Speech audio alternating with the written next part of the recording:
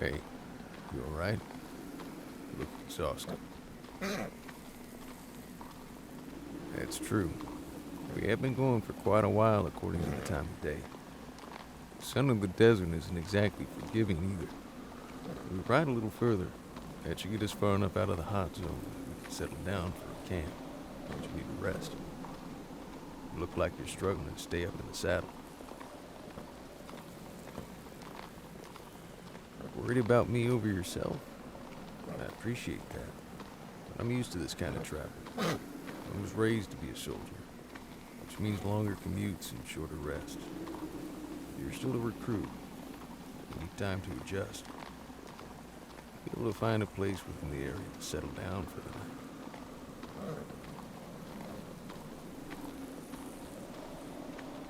night. Alright. As soon as you feel like you can't take it any longer, you tell me. We'll stop so you can rest.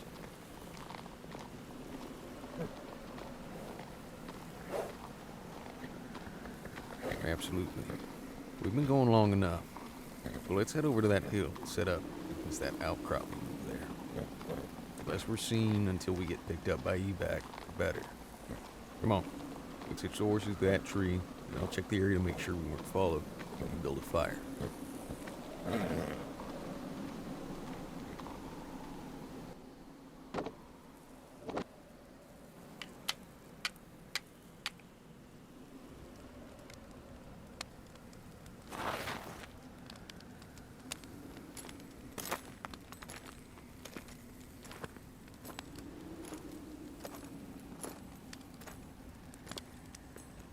The perimeter is clear in each direction. We weren't followed when we left the ruins. We should be safe here for the night, as long as no air units go overhead. If that happens, we'll definitely be spotted and we'll have to flee. But for the time being, let's take it easy and try to get some of our strength back. Alright. I know when I'm beat. I'm tired myself. Can't go like I used to when I was in my 20s.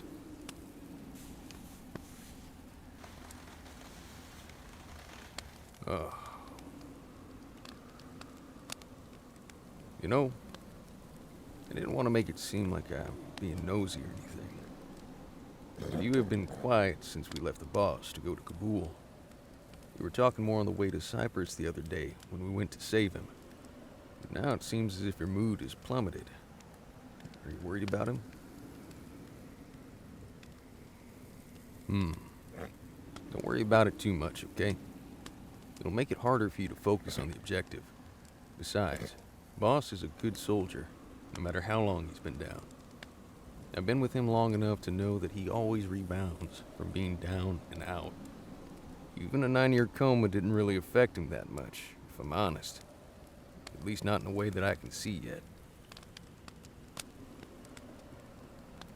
You do have a part to play, though. I didn't bring you along with me just because you're attractive, you know. Kaz is going to need a lot of care when Boss manages to get him out of there. I don't know what they've done to him. Given my history of interrogation, I can guess that it's going to alter his entire state of being. I don't think that's what it is at all. It feels like you're more worried about finding your place at our side.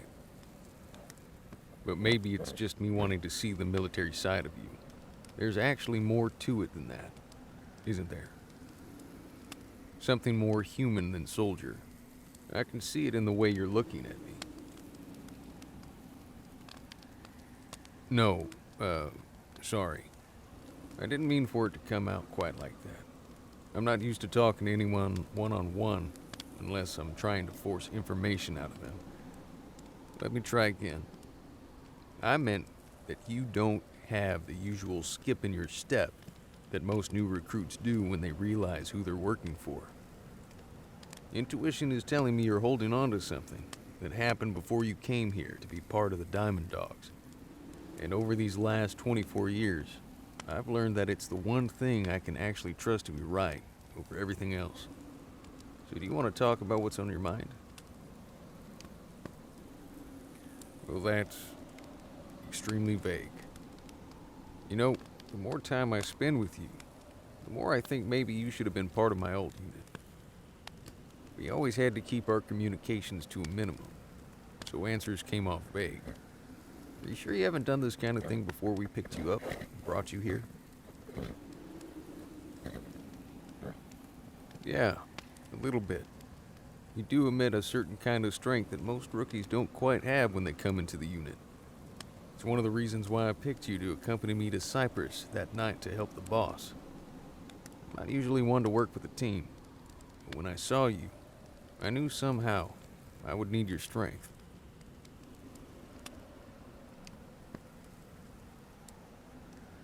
Oh, we won't talk about that bit. It wasn't exactly my favorite part of the entire endeavor.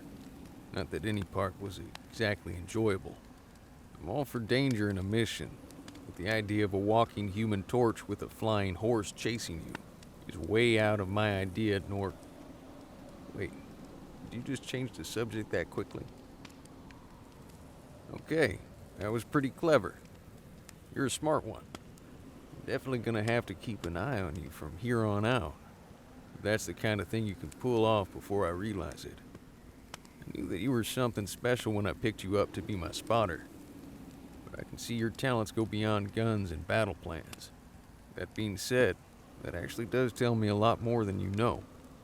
It doesn't take a genius of our time to be able to tell that you can't see that strength at all. Maybe it's just coincidence, but I'm guessing that whatever happened to you must have done some really serious damage if you're that jaded to what people say about you. Life does have a way of making us seem insignificant. I know that from experience. Just remember that you're not. We're all worth it in some way, even if we can't see it ourselves. Maybe I'm not the right person to tell you this, but trust me, I know where you're at. I mean, I know what it's like to feel like everything in your life is being decided for you. But as soon as you've done or said something that was important to you, everyone else decided that you were wrong and they were right. So you're immediately made out to be the villain. Even if you did, we all want to run away from something in our past. Hell, I'm no exception. I have my own demons that I struggle to keep at bay with every breath I take. Other people look at me and they see a monster, a liar.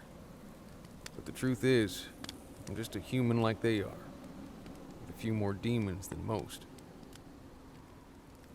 Of course, but I try not to hold on to it, because it would keep me from looking forward. I want to help the boss achieve the dream that he's had since he was younger.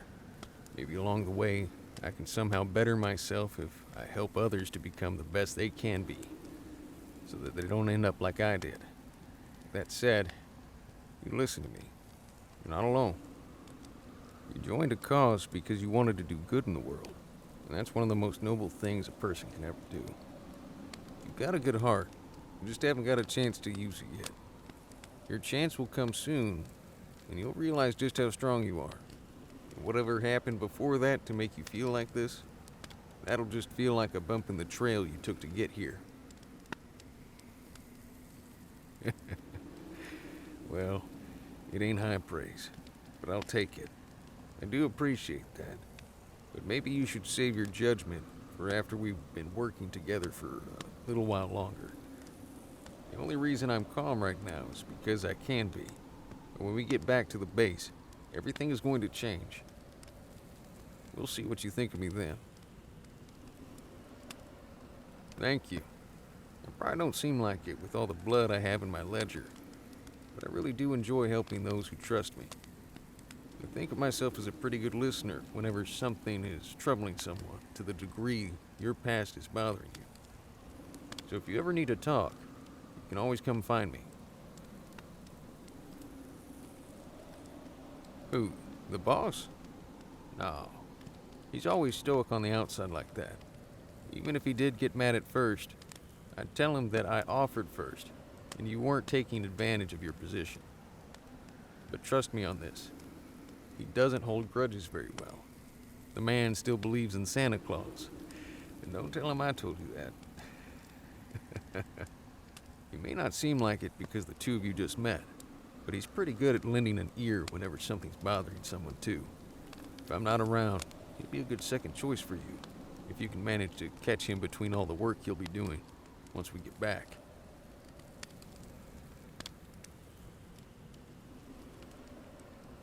Yeah, these desert nights get pretty harsh once the wind starts picking up. Take it from a man who spent the last 9 years in one. As long as we stay here, the cliff should keep most of the wind off. But once you're in direct line of sitting right there, you're going to freeze and get sick, if you keep sitting that far away. Despite being vague with your replies, you're a very terrible liar. I hope no one ever gets you in an interrogation room. You don't need to get sick with the responsibilities you're about to take on. And I don't want to see you come down with something either. You're already shivering. Come here. Move closer. I'll give you my coat.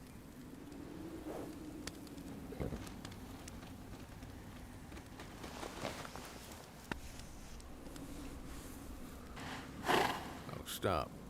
You're gonna make me blush. In all seriousness, I'm perfectly fine. Don't worry about it. I'm used to having to be in close quarters to people for warmth like this, though the circumstances are usually less desirable than this. So it's nice. Besides, I'm not gonna bite. At least not unless you ask me to. You're still bothered by whatever you mentioned earlier. I can tell by the way you're holding your body against mine. You sure you don't care to elaborate? Maybe it'll help you feel better, so you can relax and actually get some rest before we get picked up tomorrow and head back to base. I know it's hard to accept it, but sometimes what's best for us may not be what people think is best. When we conform to their image, it makes us pawns and we become easier to control. Standing up for yourself was the best thing that you could have ever done, even if it did make it easier for them to just label you as a problem and push you aside. I'm sure that there's someone in the group of people that you miss regularly. But remember this, for every one person who sees you as a problem, there are 2 more out there you'll meet that will appreciate you for who you are. Stay true to yourself, and you'll meet people you can trust along the way. I guess you could say I have experience in that particular department. While I'm not one to actually talk about my past, I feel like you're one of those few I can actually trust. I don't know if it'll make you feel any better if I do, but I'll tell you how I know what you're going through. My mother made a choice when she was pregnant with me that left me without a decent family to grow up with. And the group that was training me basically got tired of me whenever I got a mind of my own and kicked me out. So I left and I never looked back. And then the boss found me. For a while I was nervous, just like you are, because I wasn't sure what direction my life was taking. But even though I was without a home, I stood by my choices. Sure, it was hard sometimes, being on my own, but I never gave up on the idea that one day I would know where I belonged. And I'm glad I didn't, because being by boss's side is the best thing that has ever happened to me. It may not seem like it yet, but you're part of a family now, and we'll look out for you. If you feel alone, or you just need to talk to someone, you'll have someone. Don't let your pride get the better of you the way I did. Now, where did you hear that? Okay, wise ass. I'm gonna let that one slide. But don't get used to it, you hear me? I know sometimes it isn't easy to admit you need help, but if you can't take it anymore, I promise you'll find help either from the recruits, or myself, or boss.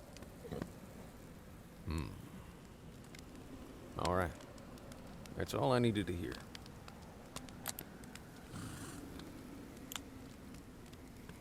No, I'm not going anywhere. Don't worry. Now get some rest. We'll be leaving at daybreak. I'm just gonna keep watch for a while and see if the boss calls in for any reason. Try and get some rest. Things will be better when you wake up.